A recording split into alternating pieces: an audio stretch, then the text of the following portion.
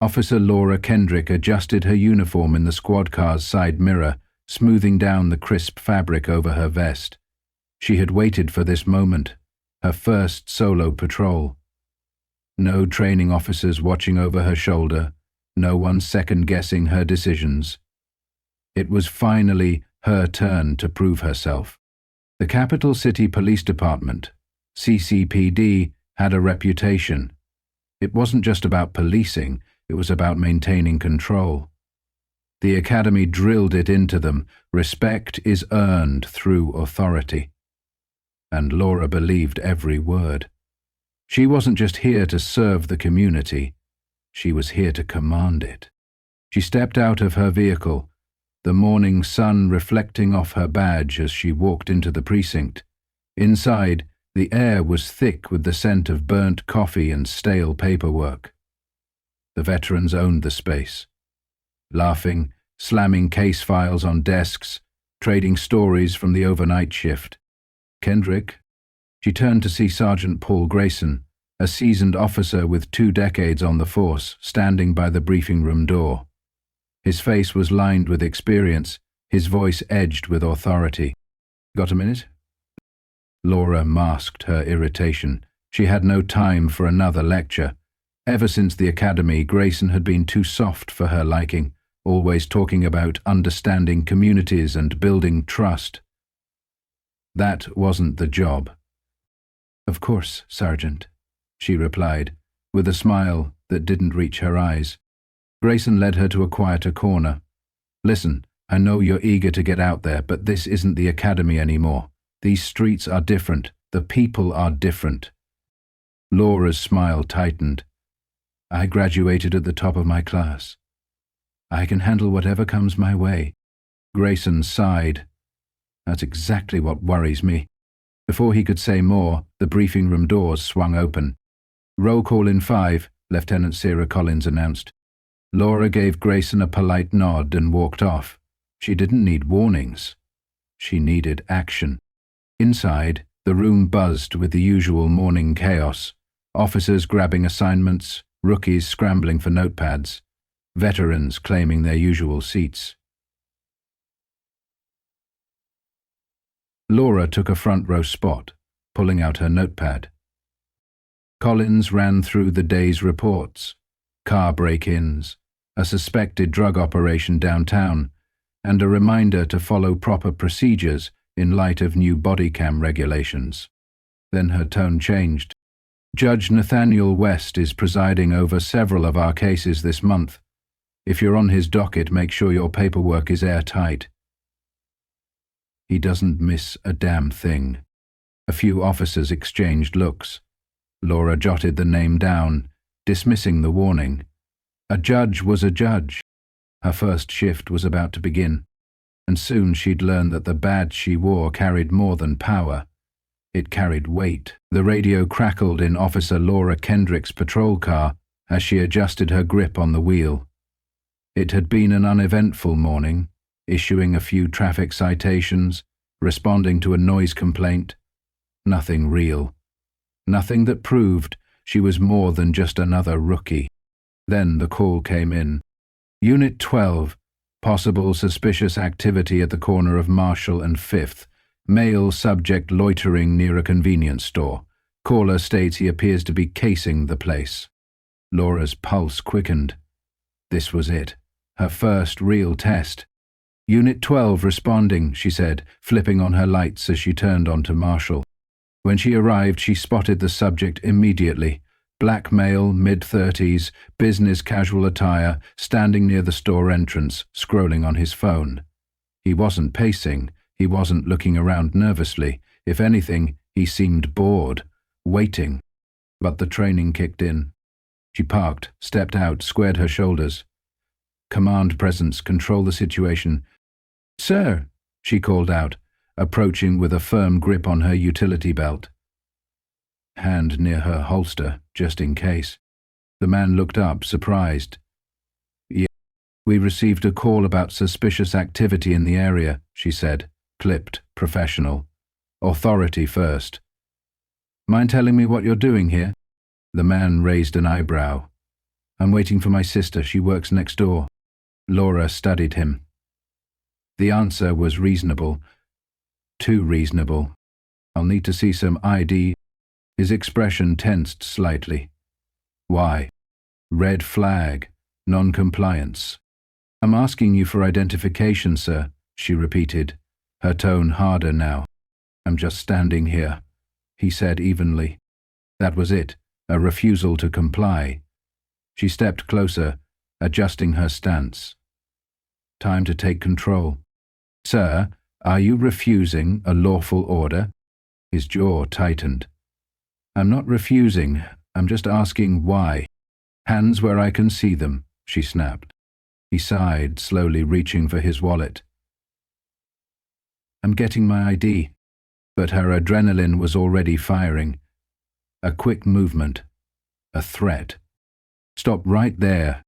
In a flash, he grabbed his arm, yanked him forward, and twisted him around.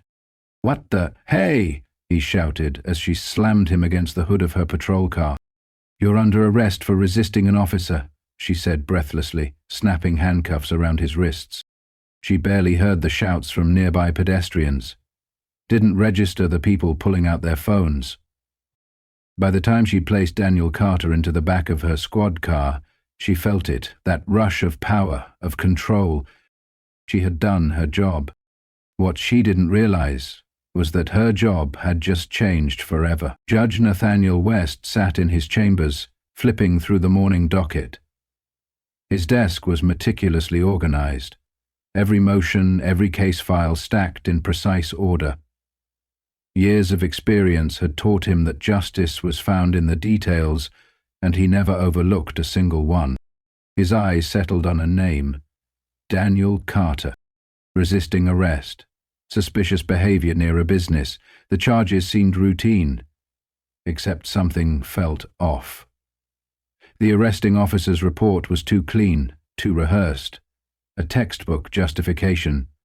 Judge West had seen cases like this before. He leaned back, rubbing his chin, old memories surfacing. Years ago he had been on the other side of the bench, a teenager wrongfully arrested, labeled a criminal before he ever had a chance to defend himself. That wouldn't happen in his courtroom, not under his watch. Maggie, he called to his clerk, Margaret Lane, who had been with him for years. Yes, Your Honor, she responded, stepping into the office. Pull Officer Kendrick's training records and body cam footage from this arrest. I want everything. Margaret hesitated, then nodded. Understood. Judge West never requested footage lightly. If an officer's report and video didn't align, it usually meant something was being covered up. Across town, Officer Laura Kendrick sat at her desk in the precinct, typing up her report. She crafted the perfect narrative.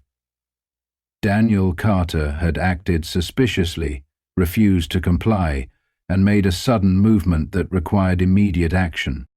She barely noticed the uneasy silence around her. Sergeant Paul Grayson stood by the doorway, arms crossed. He had seen too many reports like this, carefully worded to justify force while conveniently omitting the full context. Mitchell, he said flatly. She glanced up. Sir? Grayson studied her for a long moment before shaking his head.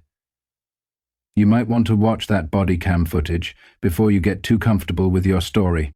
She scoffed. Video doesn't always show everything. No, but it shows enough. The next morning, Daniel Carter's case was the first on the docket. As Laura entered Judge West's courtroom, she squared her shoulders, radiating confidence. She was the officer, he was the suspect. She had nothing to worry about. Then the judge spoke. Officer Kendrick, I've reviewed your report. Now, let's compare it to the actual footage. A screen lowered, and the courtroom went silent. As the video played, Laura felt her stomach drop. Because the truth was about to speak for itself. The courtroom was dead silent as the body cam footage played on the screen. Officer Laura Kendrick felt her stomach twist as the truth unfolded in front of everyone. There was no sudden movement, no aggressive behavior. The video clearly showed Daniel Carter standing calmly, reaching for his wallet, as he explained his actions. And then there was her. Her voice was sharp, commanding, escalating the situation instead of de-escalating it. The moment she grabbed his arm, it was obvious she had made a decision before he even had a chance to comply. Judge Nathaniel West didn't say a word as the footage ended. He simply exhaled, setting down his pen. "Officer Kendrick," his voice was measured but firm, "would you like to explain the discrepancy between your report and what we just saw?" Laura's throat was dry. She had memorized her defense, had convinced herself that her version of events was justified. But the video made it impossible to deny. I perceived a threat," she managed, her voice weaker than she intended. Judge West's sharp gaze didn't waver. "Perception is not evidence. This court deals in fact." Before she could say another word, Daniel Carter's attorney, Ethan Morris, stood up. "Your Honor, given the clear contradiction between Officer Kendrick's report and the video evidence, we move to dismiss all charges against my client immediately." Judge West nodded. "Motion granted. Mr. Carter, you are free to go." A murmur spread through the courtroom as Daniel's family exhaled in relief. But for Laura, the nightmare was just beginning. Back at the Capital City Police Department, whispers followed Laura down the hall. Officers who had once welcomed her avoided her gaze. Sergeant Paul Grayson stood near the coffee machine, arms crossed as he watched her pass. She barely made it to her desk before Internal Affairs arrived. "Officer Kendrick," Detective Maria Lopez said, flashing her badge. "We need to talk." Laura was escorted into a small interview room. It wasn't an arrest, but it felt like one. "Let's start simple," Lopez said, placing a file in front of her. "How many other reports have you written like this?" Laura's stomach dropped. Lopez continued, her tone cool. "Because we've been looking, and Daniel Carter isn't the only one." Across town, FBI agents met with Judge West in his chambers. "We believe this goes deeper than just Officer Kendrick," one of them said. "We've identified patterns, evidence tampering, falsified reports, missing body cam footage." Judge West nodded. "Then let's bring it all to light." The investigation had only just begun. The precinct was buzzing with tension. Whispers and sideways glances followed Officer Laura Kendrick wherever she went. The arrest of Daniel Carter had sparked something much bigger, a full-blown investigation into her conduct and the entire department. In a small conference room, Detective Maria Lopez from Internal Affairs sat across from Laura. Between them was a thick file. "Officer Kendrick," Lopez began, her voice steady, "this isn't just about one arrest. We've found a pattern in your reports, discrepancies between your written statements and the available footage." Laura swallowed hard, her confidence from the previous days waning. "I was doing my job, Detective. I responded to calls and acted based on my training." Lopez leaned forward, her eyes sharp. "Based on your training, or based on what you were told by your superiors?" Laura shifted uncomfortably. "I followed protocol." "That's interesting," Lopez said, sliding a document across the table. "Because we've spoken to Sergeant Grayson, and he mentioned concerns about your approach in the field. Too aggressive, too quick to escalate." Laura's eyes flickered with anger. "Grayson's old school. He doesn't understand how the streets are now." "Maybe, but you need to understand this. We've found multiple cases where your reports don't align with evidence, and it's not just you." Lopez paused, letting the weight of her words sink in. "There's a network here. Patterns of falsified reports, missing body cam footage, and a culture of covering up mistakes." Lauren's heartbeat quickened. "What are you saying?" "I'm saying that this goes beyond you. We've got officers in multiple precincts involved, and the FBI is looking into it." Meanwhile, in his chambers, Judge Nathaniel West met with FBI agents who had uncovered startling new evidence. They presented documents showing a coordinated effort to manipulate reports, intimidate witnesses, and destroy critical footage. This network operates across several departments, the lead agent explained. They target rookies, officers like Kendrick, and train them to escalate situations for arrests. More arrests mean better stats, more funding. Judge West's eyes narrowed. They're exploiting the system. Yes, Your Honor. And your investigation into Kendrick's case exposed the first thread. Judge West leaned back, the weight of the revelation heavy on his shoulders. Then let's pull the whole thread. No one is above the law. Back at the precinct, Laura was confronted by Captain Robert Tate, her former training officer. His demeanor was cold, his tone accusatory. You should have kept your head down, Kendrick, he hissed. Now you've brought heat on all of us. Laura stared at him, realization dawning. You knew. You were part of this. It's how the system works, Tate said. You want to survive out here? You play by the rules. Our rules. Laura felt a chill run down her spine. She had thought she was serving justice, but now she realized she had been playing into a corrupt game.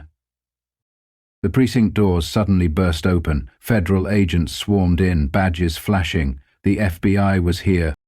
Laura's world began to crumble. She watched as her fellow officers were questioned, as files were seized, as her carefully constructed reality fell apart, piece by piece. But deep down she knew the truth. This was just the beginning. Officer Laura Kendrick sat in the cold, windowless interrogation room, staring at the steel table in front of her. The weight of the moment pressed down on her. The FBI had raided the capital city police department, CCPD, arresting multiple officers, including Captain Robert Tate.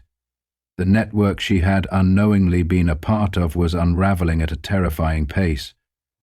Across from her, Special Agent Mark Reynolds placed a thick folder on the table. He flipped it open, revealing pages of falsified reports, missing body cam footage, and a web of coordinated cover-ups spanning multiple precincts. You have two choices, Officer Kendrick, Reynolds said, his voice measured. You can go down with them, or you can help us bring down this entire operation. Laura's mouth was dry. I didn't know it was this deep. Reynolds didn't blink. That doesn't matter now. What matters is what you're going to do about it. She exhaled shakily. Everything she had believed about her job, about authority, had crumbled. She thought she had been enforcing the law. Now she realized she had been used to uphold a system designed to manipulate and control. She swallowed hard. What do you need from me? In Judge Nathaniel West's courtroom, the first federal hearings against the corrupt officers began. The courtroom was packed. Journalists, attorneys, families of those falsely arrested. Daniel Carter sat in the front row with his lawyer, Ethan Morris, watching as one officer after another was brought to testify. Then the bailiff called, "Officer Laura Kendrick." She walked to the stand, feeling the glares from former colleagues and whispers from the crowd. She had made her choice, to testify against the system that had created her. Under oath, she described how rookies were conditioned to escalate situations, how officers were rewarded for aggressive tactics, how body cam footage was selectively deleted or corrupted when it contradicted reports. "How many reports did you falsify?" Morris asked, his voice calm but firm. Laura's throat tightened. "Too many."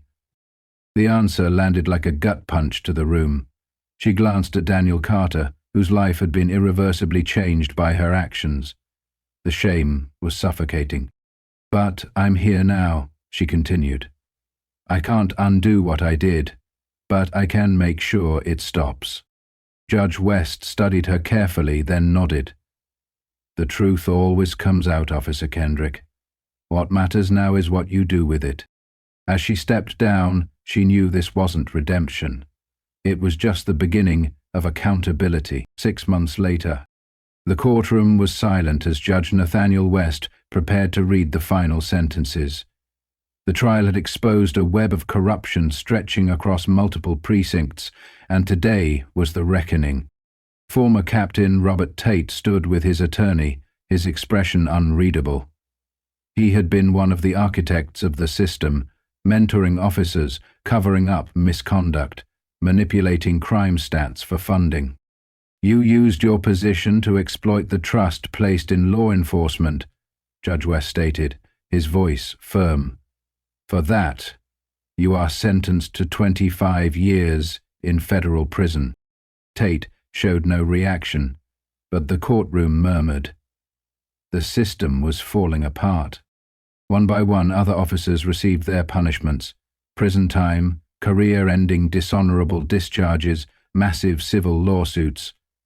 The capital city police department would never be the same again.